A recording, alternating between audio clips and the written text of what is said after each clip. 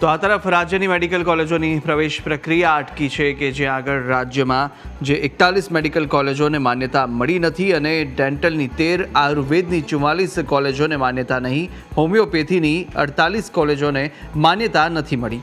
તો એનએમસીની લાલિયાવાડીને કારણે મેડિકલની પ્રવેશ પ્રક્રિયા અટકી, જ્યાં એનએમસીએ માન્યતા માટેની કાર્યવાહી ન કરતા પ્રવેશ પ્રક્રિયામાં વિલંબ થયો. એનએમસીએ માન્યતા માટે હજુ સુધી કોલેજોનું ઇન્સ્પેક્શન નથી કર્યું. મેડિકલમાં પ્રવેશ માટે નીટનું પરિણામ પણ જાહેર થઈ ગયું છે, ત્યારે ગુજરાતના 81,000 વિદ્યાર્થીઓએ નીટની પરીક્ષા આપી છે. બોર્ડનું પરિણામ જાહેર થયાના 2 મહિના બાદ પણ વિદ્યાર્થીઓ પ્રવેશથી વંચિત છે.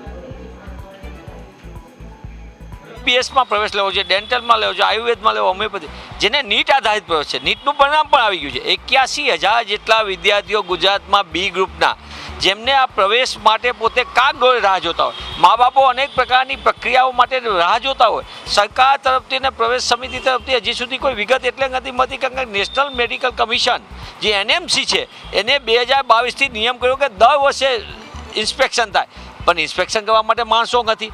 એનએમસીની અંદર કાયમી કોઈ ભરતી નથી કરવામાં આવી. સરકારની આગળ નથી નિયત અને નથી નિર્ણય કરવાની શક્તિ, અને એના કારણે પ્રવેશની પ્રક્રિયા સતત ખોરંભે પડી છે. જ્યાં લગી આ કોલેજોને મંજૂરી નહીં મળે, એટલે કે 25-26માં પ્રવેશ માટે પ્રક્રિયા શરૂ કરતાં પહેલાં એને મંજૂરીની પ્રક્રિયા પૂરી કરવી પડે. મંજૂરીની પ્રક્રિયા પછી એ વિદ્યાર્થીઓની પ્રવેશ પ્રક્રિયા થાય, જે નીટ આધારે થવાની સુપ્રીમ કોર્ટના આદેશથી. પણ દુઃખ સાથે કહેવું પડે કે ગુજરાતને સંપૂર્ણપણે આ અન્યાય કરવામાં આવ્યો છે. કાઉન્સિલો ગુજરાતની કોલેજોને મંજૂરી આપવામાં સંપૂર્ણપણે અન્યાયકારી વલણ અપનાવી રહી છે.